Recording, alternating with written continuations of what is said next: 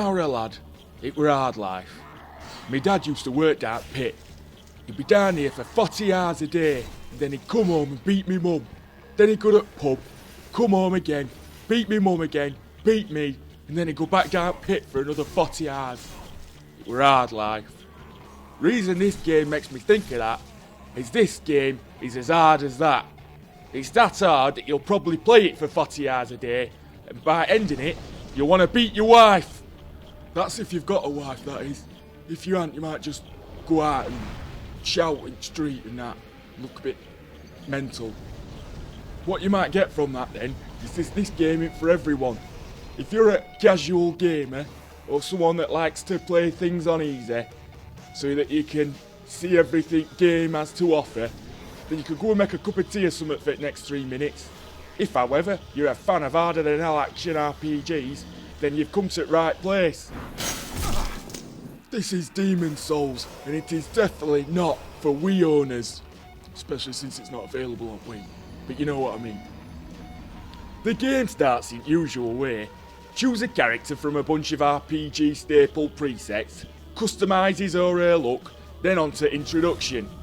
There is a plot, but I'm damned if I can work it out. It's got something to do with fog, and dragons, and demons, and thongs. All the usual stuff that you find in RPGs. Next up, the tutorial.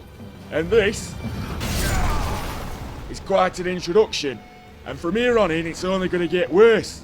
You're going to die a lot. In fact, if you haven't broken at least one pad in the first 3 or 4 hours of play, you either have patience of a saint, or you've been smoking too much wacky backy. But don't let that put you off. The depth of options available to your character is at first overwhelming. Any Souls game from killing enemies can be spent on levelling up, one of 8 different attributes, you know, sort of thing: strength, magic, dexterity, alcoholism.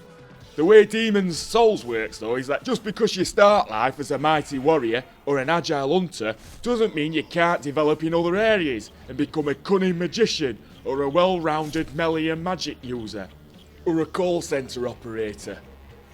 Then there's the levelling up of weapons and shields.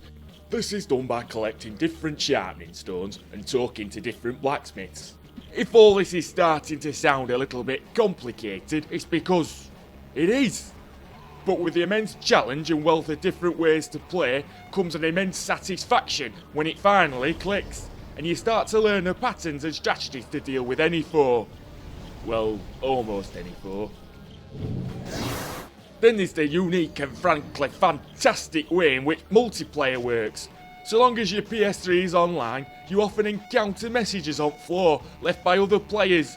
These messages are most often helpful, pointing out potential ambushes or treasure, or just telling you how to deal with certain enemies.